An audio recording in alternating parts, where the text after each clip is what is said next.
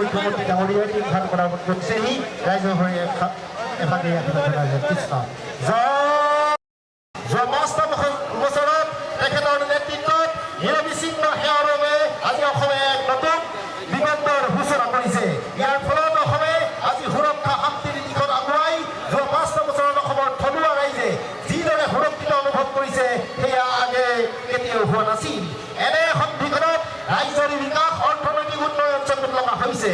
ৰাইজে তেখেতক পুনৰ অতি কাৰ্যকালৰ কাৰণে সমগ্ৰ অসম ৰাইজৰ লগতে টিংখামবাসী ৰাইজেও তেখেতৰ নতুন দিনৰ কাৰণে আশীৰ্বাদ প্ৰদান কৰি আজি এই ৰাজ্যত পৰিণত হওক তাৰ বাবে যেন অসমত পুনৰবাৰ ডক্টৰ হিমন্ত বিশ্ব শৰ্মাদেৱৰ নেতৃত্বতে বিজেপি নেতৃত্বাধীন চৰকাৰখন গঠন হয়।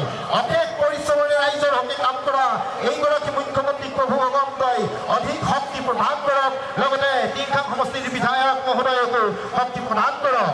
অসমে তেওঁৰ নেতৃত্বত অধিক বেগেৰে শান্তি সুৰক্ষা আৰু উন্নয়নৰ দিশত আগবাঢ়ি যাওক। আজি অসম অটল অবিচল অগ্ৰগামী দুৰন্ত তৰুণে সমগ্ৰ অসমৰ এই অনিৰুদ্ধ গতিৰ যাত্ৰাত টিংখামবাসী ৰাইজেও তেখেতলৈ শিৰত আশীৰ্বাদ কৰি দিছে আৰু তেখেতৰ তেজবল শক্তি বৃদ্ধি কৰি অৰ্জুন চৰণ চন্দ্ৰদলে ঠাই দি এখন শক্তি লাভ কৰি ভক্তি প্ৰাপ্ত কৰাগে প্ৰাৰ্থনা কৃষ্ণ হৰি হৰিৰ সৎ দুখৰ অৰ্থে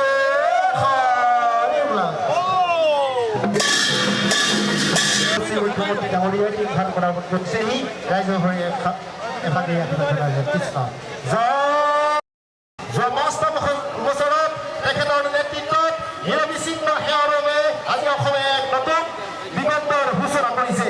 ইয়াৰ ফলত অসমে আজি সুৰক্ষা শান্তিৰ দিশত আগুৱাই যোৱা ৫ বছৰত অসমৰ থলুৱা ৰাইজে যিদৰে সুৰক্ষিত অনুভৱ কৰিছে সেয়া আগে কেতিয়াও হোৱা নাছিল।